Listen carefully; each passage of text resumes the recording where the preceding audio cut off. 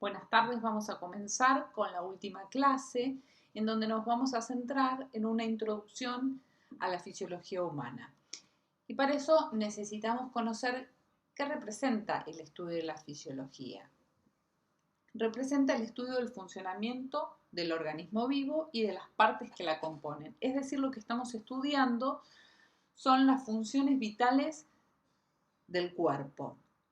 La fisiología se dice que es una ciencia multidisciplinar porque toma conceptos de distintas disciplinas, como lo es la biología, la química y la física. Y además se trata de una ciencia integradora, ya que debemos integrar las distintas funciones a través de los distintos niveles de organización, es decir, desde la molécula hasta el organismo vivo.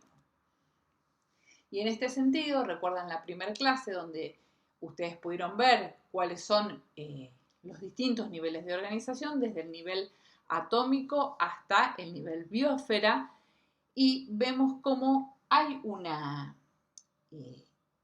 interrelación y las distintas disciplinas que van estudiando cada uno de estos niveles muchas veces se solapan con las del nivel siguiente. Lo que va, en estos distintos niveles estructurales van a presentar una complejidad creciente y cada nivel incorpora conceptos del nivel previo, ¿sí? Entonces vemos como la química se dedica al estudio del nivel atómico y el nivel molecular. La biología molecular toma conceptos del nivel anterior, es decir, del nivel molécula y también del nivel célula, bueno, y así sucesivamente. Y como ven, la fisiología abarca en parte a otras disciplinas. Vamos a ir incorporando en esta primera clase algunos conceptos que tienen que quedar claros. Y uno es el concepto de homeostasis. ¿Cómo podemos definir a la homeostasis? Como el mantenimiento de la constancia del medio interno. Y este mantenimiento se logra por la acción coordinada de los distintos procesos fisiológicos. Como vamos a desarrollar más adelante, el medio interno en organismos multicelulares es el líquido extracelular. Para que ese medio interno se mantenga constante, ¿sí? Y así poder lograr la homeostasis, se requiere del funcionamiento de distintos sistemas y aparatos del organismo. Y acá vamos a ver un poco, como para hacer una primera aproximación, aquí cuando hablamos de medio interno, ¿de qué hablamos? Esto lo vamos a volver a repetir más adelante, pero como una primera aproximación, del total de agua que tenemos en el organismo, una parte está ubicada en lo que se denomina líquido extracelular y otra parte está ubicada en lo que se denomina el líquido intracelular.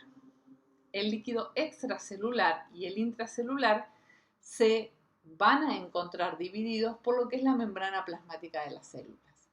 Entonces nos queda que el líquido intracelular es aquel líquido que se encuentra dentro de las células, es decir, en la cara interna, o sea, por dentro de la cara interna de la membrana plasmática. Y el líquido extracelular es aquel que se encuentra por fuera de la célula. El líquido extracelular incluye tanto el líquido intersticial, es decir, el líquido que se encuentra entre las células, como el líquido que se encuentra dentro de la sangre. Y ese líquido extracelular, con sus dos componentes, es lo que conforma el medio interno.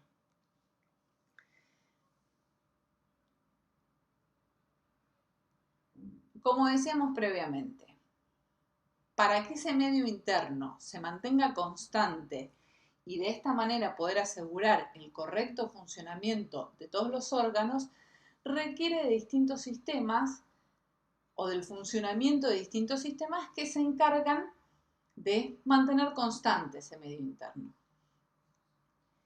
en cuanto a su volumen y a su composición. Y vamos a ver brevemente, y refuerzo acá el concepto de introducción a la fisiología, porque vamos a hacer un breve repaso de cada uno de estos sistemas. Lo vamos a ver con mayor profundidad en la cursada, en donde seguramente haya más de una clase destinada a cada uno de estos sistemas. Pero también en este punto a mí me interesa que ustedes comprendan cómo se va a llevar adelante el estudio de estos sistemas, teniendo en cuenta los distintos niveles de organización.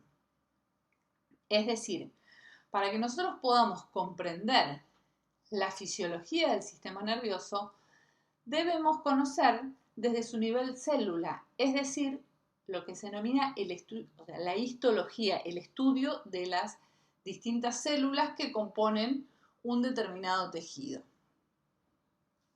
Y dentro del sistema nervioso, si empezamos a nivel celular, vamos a encontrar que una de las células que componen el sistema nervioso son las neuronas. Y acá tenemos un esquema, ¿sí?, de cómo podemos dividir la neurona con su cuerpo celular, su núcleo, estas prolongaciones que tiene el cuerpo celular que se denominan dendritas, una otra prolongación que se denomina axón y las distintas terminales del axón. Ya con más detalle, luego nos vamos a centrar, cuando veamos el estudio del sistema nervioso central propiamente dicho, en estos distintos componentes. ¿A qué corresponde una célula de Schwann? ¿Qué representa la mielina? ¿Qué función tiene? Pero el objetivo de la clase de hoy es que ustedes vean cómo, cuando estudiemos los distintos sistemas, necesitamos conocer desde el nivel celular que lo compone hasta el nivel órgano o tejido. Y estas son otras células que encontramos en el sistema nervioso, que son las células gliales. Es decir, que cumplen fundamentalmente una función de sostén. Entonces, como primera aproximación, ya sabemos que tenemos las neuronas y las células gliales en el sistema nervioso. Pasando al siguiente nivel de organización, lo que vamos a ver nosotros durante el estudio también es la anatomía, que se trata de una disciplina fundamentalmente descriptiva. Lo que hacemos en anatomía es describir tanto lo que es la configuración externa como la configuración interna de los distintos órganos. Y en el caso del sistema nervioso central, y a modo de ejemplo, repito, acá tenemos una imagen de una cara lateral de un hemisferio cerebral. Acá podemos ver al cerebelo. Y vemos que hay distintas cisuras que lo dividen en distintos lóbulos, ¿sí? Como vieron anteriormente. Después vamos a describir al lóbulo frontal, cuáles son sus funciones, de qué se encarga y cuáles son las características anatómicas. Tenemos el lóbulo parietal, el lóbulo occipital y el lóbulo temporal. Acá lo que estamos viendo es una imagen de la cara medial, ¿sí? Y con esto, recordando lo que también vieron en la clase anterior, y por eso es que es fundamental que se incorporen estos conceptos respecto a la planimetría y a los distintos ejes y la terminología anatómica que utilizamos. Es decir, acá estamos viendo a lo que es un hemisferio cerebral, tronco del encéfalo y cerebelo desde su cara medial.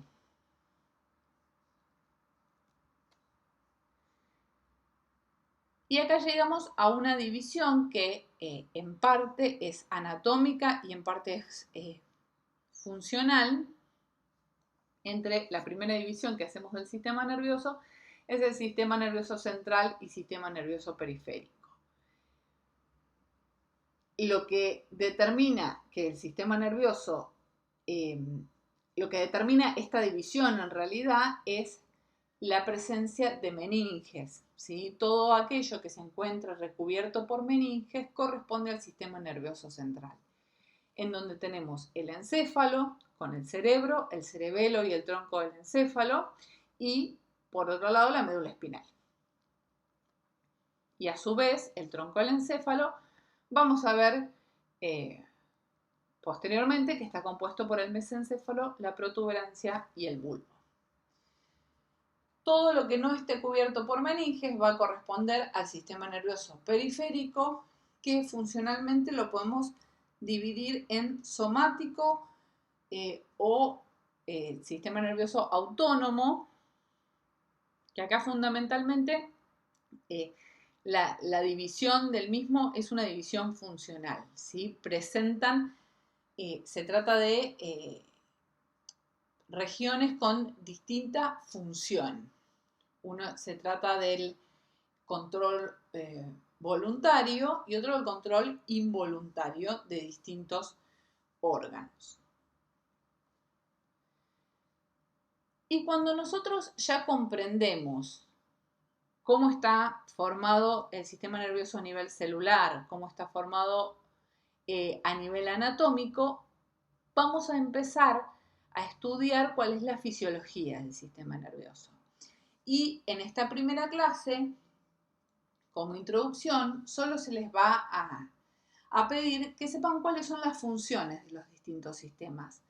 ¿Qué hace el sistema nervioso? Lo que hace es regular y coordinar la actividad de distintos órganos y sistemas.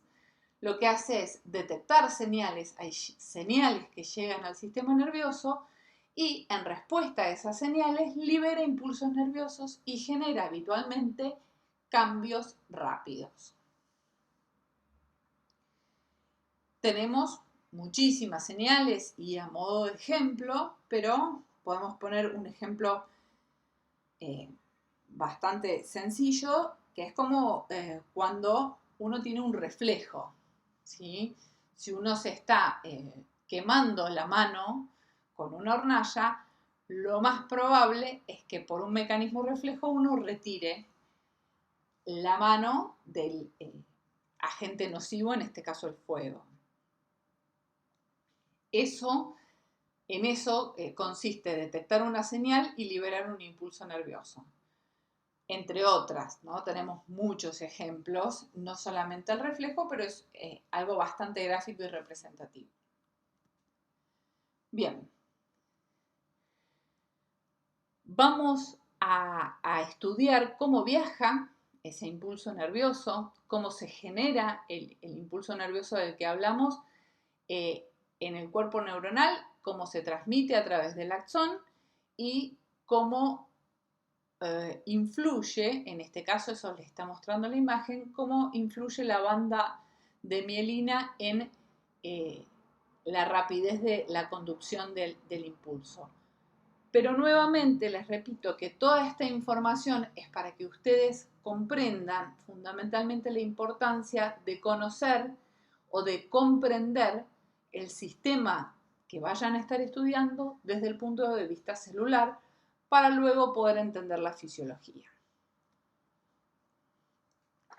Y acá, desde un nivel anterior, ese impulso que nosotros veíamos recién que se generaba, acá lo que vamos a estudiar también es a nivel molecular, ¿sí? Cómo se genera ese impulso por movimientos de distintos iones a través de la membrana celular. Vamos a poder comprender cómo se genera el impulso nervioso y cómo se transmite, ¿sí? Les repito, porque pasó en distintas clases ya, que quizás se pensó que el objetivo de este curso era poder comprender la totalidad del sistema y no es ese el objetivo, ¿sí? Sino que ustedes comprendan cómo tenemos que estudiar esta materia una vez que la misma comience. Otro sistema que está encargado de la homeostasis es el sistema endocrino. El sistema endocrino va a estar formado por distintas glándulas que se encuentran en distintas partes del organismo, como por ejemplo la glándula tiroides, las glándulas paratiroides, las glándulas adrenales, el hipotálamo, la hipófisis, la glándula pineal, el páncreas, ¿sí? Y también parte de lo que es el sistema reproductor.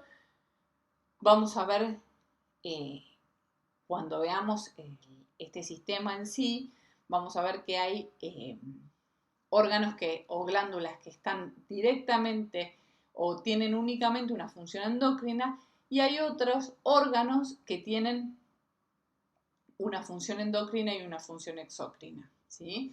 Pero todos forman parte de lo que es el sistema endocrino. Y tanto las glándulas y los órganos con función endocrina como el producto de estas glándulas que son las hormonas, ¿sí? Las hormonas lo que van a hacer es, este sistema endocrino en realidad lo que va a hacer es detectar cambios y liberar hormonas, generando, a diferencia del sistema nervioso, por ahí cambios más lentos. Pero mediante la producción de hormonas, el sistema endocrino tiene múltiples funciones. Regula el crecimiento, la función reproductora, además controla el metabolismo, mantiene el equilibrio hídrico y también el pH, entre otras funciones que tiene el sistema endocrino. Vamos a ver en esta imagen, que después obviamente lo vamos a estudiar en profundidad, pero cómo tenemos el hipotálamo, la hipófisis y las distintas hormonas que liberan tanto la hipófisis anterior como la hipófisis posterior, y cómo esas hormonas, como dijimos anteriormente, participan en distintos procesos, regulando distintos procesos, pero también contribuyen a mantener lo que es la homeostasis del medio. El sistema urinario, y nuevamente acá vamos a ver lo que es la anatomía, siempre vamos a hablar de ubicación, de configuración externa, ¿sí? Como les dije anteriormente, al tratarse de una ciencia descriptiva, vamos a describir cómo vemos, dimensiones, disposiciones de los distintos elementos y la configuración interna también. Y también vamos a ir estudiando la anatomía y también estudiando la histología, porque para comprender o llegar a comprender cómo lleva a cabo la función el sistema urinario, necesitamos comprender cómo está compuesta la nefrona y a nivel celular qué es lo que pasa. ¿Sí? Si nosotros decimos que una de las principales funciones del sistema urinario es la formación de orina, ¿sí? Y de esta manera poder regular el equilibrio de agua y electrolitos que tiene el organismo, nosotros lo que vamos a estudiar desde el nivel celular es cómo se forma esa orina, ¿sí? Desde su primera filtración hasta cómo se realiza el movimiento de agua y solutos en las distintas partes de la nefrona para poder determinar la composición final de la orina. Y nuevamente, también a modo de ejemplo, ¿se acuerdan que en la primera clase de biología celular hablaron de lo que es los mecanismos pasivos de transporte, en qué implicaba lo que es la difusión simple, la difusión facilitada? También hablamos de mecanismos activos de transporte con gasto de energía, con gasto de ATP, Y para nosotros poder comprender todo este movimiento de solutos, necesitamos ya hablar de manera uniforme un mismo idioma con los distintos tipos de transporte, ¿sí? Tener bien claro la parte celular para poder pasar a el estudio histológico y al estudio del tejido. Pero sabemos que esa no es la única función del sistema urinario. Vamos a ver cómo el sistema urinario también interviene en la formación de glóbulos rojos mediante la producción de una hormona. Vamos a ver cómo el sistema urinario nos ayuda a regular la presión arterial y cómo también participa en lo que es la regulación del metabolismo fosfocálcico y de esta manera en la estructura ósea.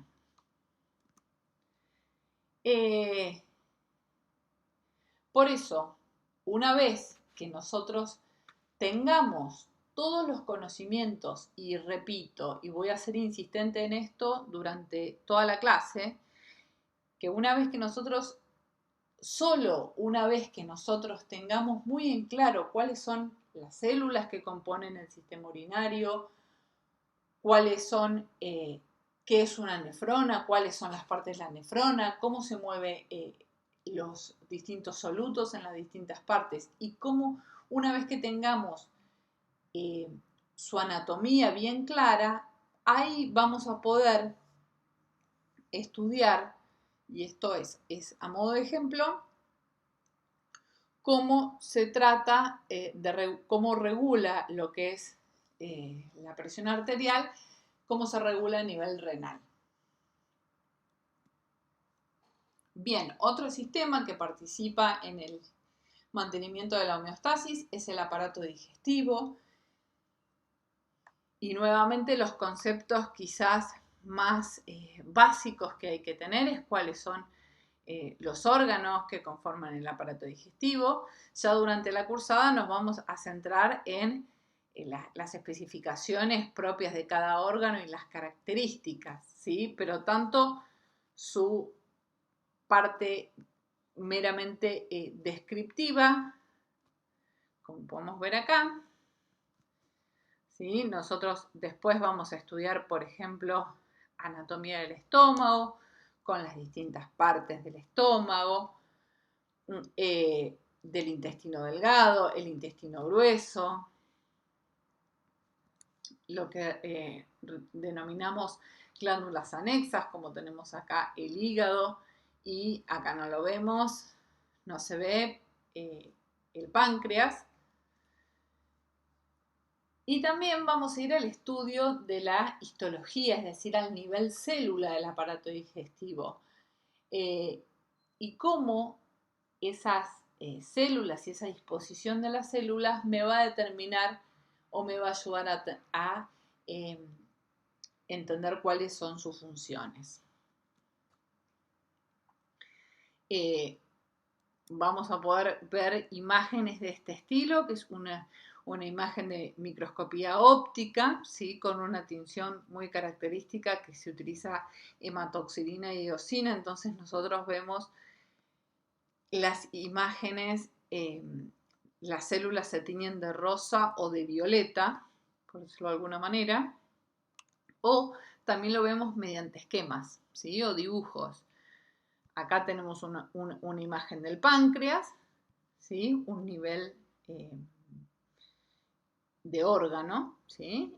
Estamos estudiando acá y estamos viendo cómo su conducto pancreático desemboca en el duodeno y después con mayor aumento, por decirlo de alguna manera, ya enfocándonos en un nivel celular, vemos cómo tenemos las distintas células acinares, ¿sí? Que van a desembocar en un conducto, y esta va a ser una parte de lo que es la función exócrina del páncreas, que es básicamente vertir enzimas digestivas para ayudarnos a digerir el alimento. Por eso es que desemboca acá en el duodeno, ¿sí? Porque una vez que el bolo alimenticio pasa al estómago, luego pasa al duodeno y acá tenemos enzimas que nos ayudan a digerirlo en componentes cada vez más pequeños, y tenemos también los islotes de Langerhans con los distintos tipos de células alfa y beta encargadas de la producción hormonal, ¿sí? Entonces ahí vemos ya cómo se empieza a relacionar. Recién les dije que el páncreas producía hormonas y por eso formaba parte del sistema endocrino, pero además forma parte del aparato digestivo, el páncreas, porque tiene otra función que es una función exócrina, la de liberar enzimas digestivas que nos ayudan a digerir el alimento. De esto se trata el estudio de la fisiología. Como les dije al principio, es una ciencia integradora y justamente la integración de las distintas funciones es la que nos va a poder ayudar a comprender la fisiología de un determinado órgano o sistema. Bien.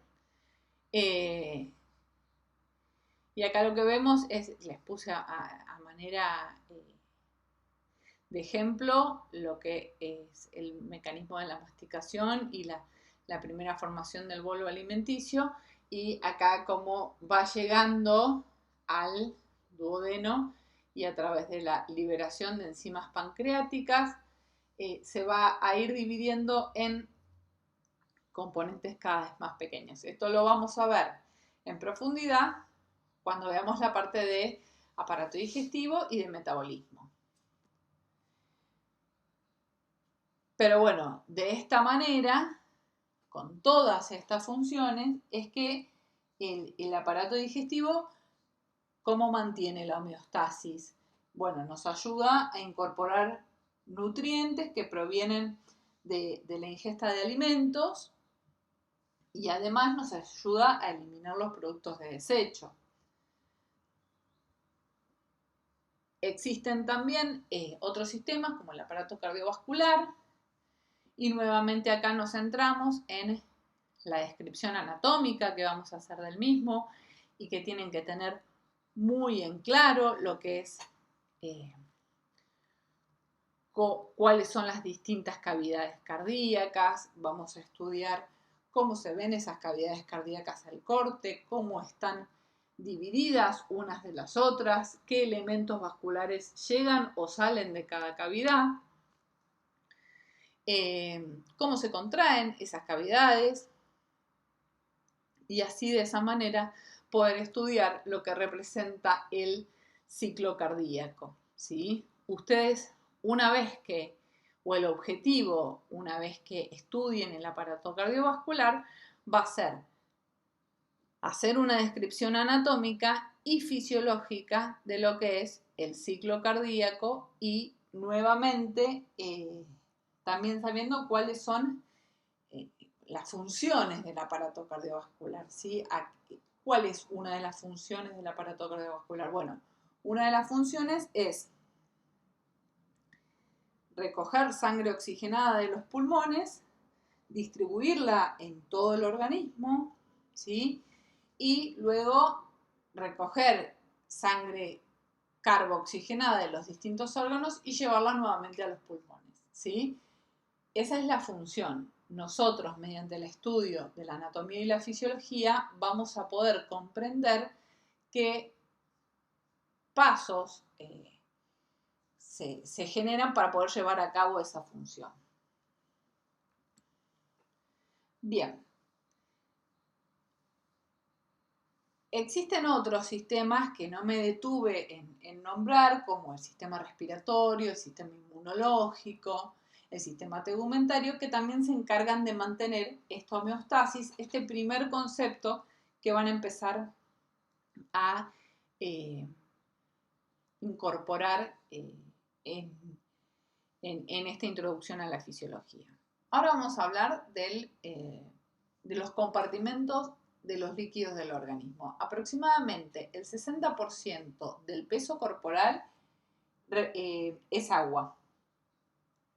lo que se denomina agua corporal total. Este porcentaje es levemente inferior en mujeres que en hombres, pero en términos generales sabemos que el 60% del peso es agua.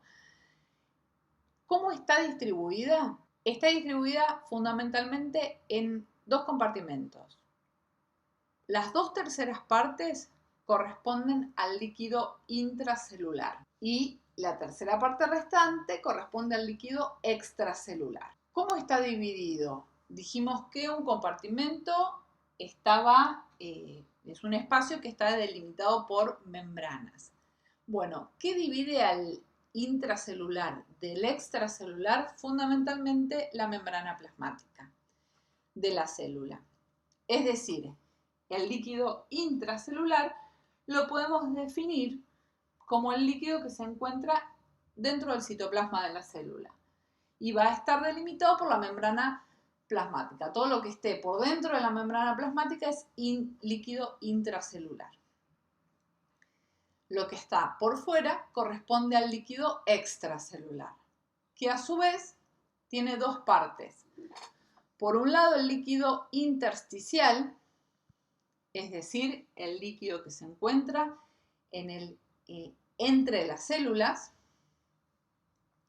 Y por otro lado, el plasma, que es líquido intravascular, es decir, que está dentro de los vasos. La membrana que divide el líquido intersticial del plasma es la membrana endotelial. Y acá tenemos algo más esquemático. Líquido intracelular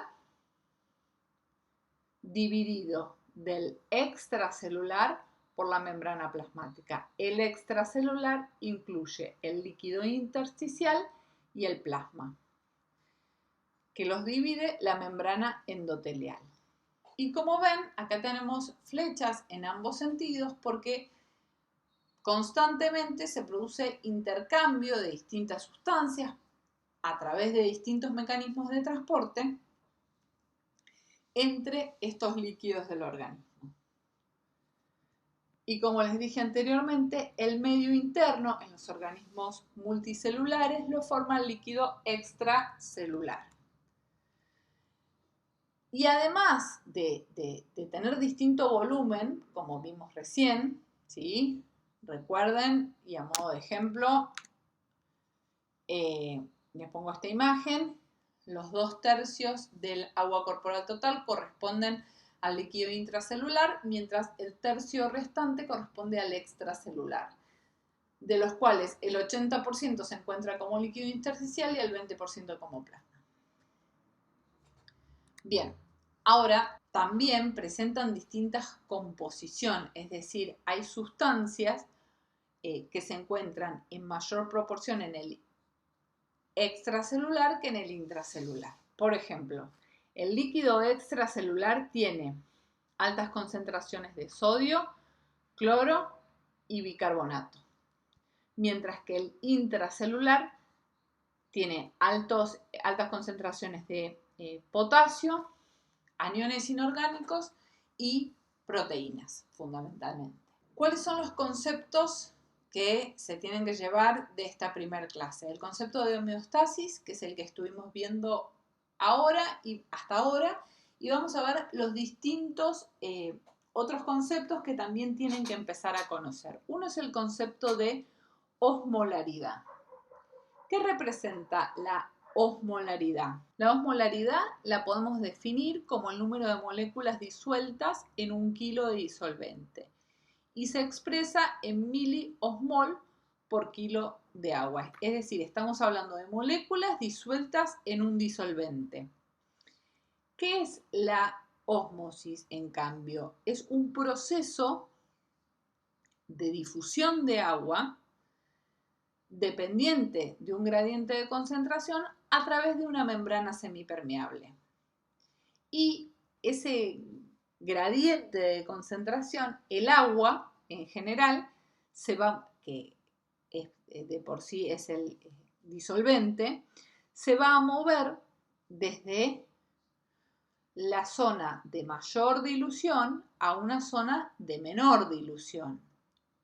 O, diciéndolo al revés, el agua se desplaza para tratar de diluir el soluto que está más concentrado. Es decir, nosotros en la ósmosis vamos a tener un movimiento de agua dependiente de un gradiente de concentración.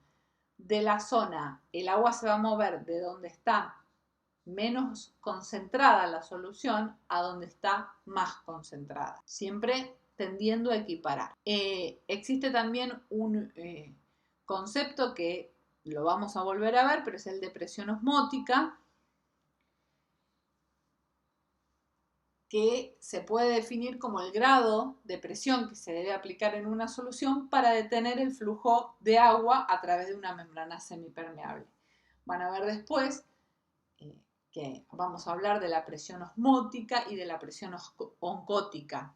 ¿Sí? Se trata de dos conceptos distintos, pero eso los vamos a ver con mayor profundidad más adelante. Y también incorporamos el concepto de tonicidad. Es decir, ¿cuál es el concepto de la tonicidad? También se relaciona con el concepto de osmolaridad, pero la tonicidad es el cambio de volumen que tiene una célula cuando se la coloca en una solución. ¿Sí? Y acá vemos que si la solución es, acá tenemos una imagen animada, si la solución es isotónica, quiere decir que la solución, esta que tenemos acá alrededor, tiene una concentración de solutos iguales al plasma y una presión osmótica similar al plasma o igual al plasma. Entonces, si nosotros colocamos una célula en una solución isotónica, no va a haber movimiento de agua o el movimiento va a estar equilibrado y no va a haber en realidad un cambio de volumen. Por ahí hay movimiento de agua, pero no hay, el volumen no cambia. En cambio, si la solución es hipotónica, es decir, la solución, lo que tenemos acá alrededor, tiene una concentración de solutos osmóticamente activos menor al plasma y una presión osmótica menor, el agua se va a tender a mover hacia el interior de la célula, porque dijimos que el agua tendía a moverse desde la solución que estaba menos concentrada a la que estaba más concentrada. Entonces el agua tiende a entrar al interior de la célula. Eso es una solución hipotónica, cuando el movimiento es una solución con una concentración de solutos inferior al plasma, entonces el movimiento de agua tiende a ser hacia el interior celular.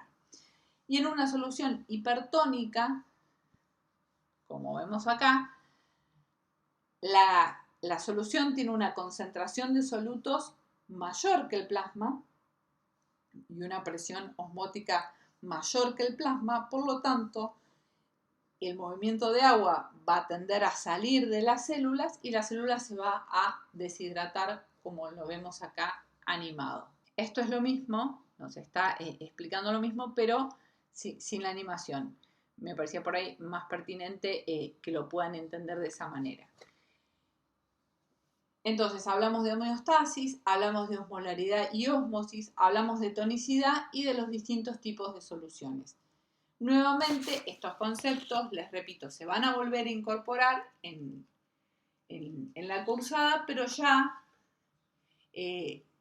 la idea es que ustedes los vayan viendo y estudiando e investigando un poco para poder hablar todos el mismo idioma. Con esto damos por finalizada la cuarta clase.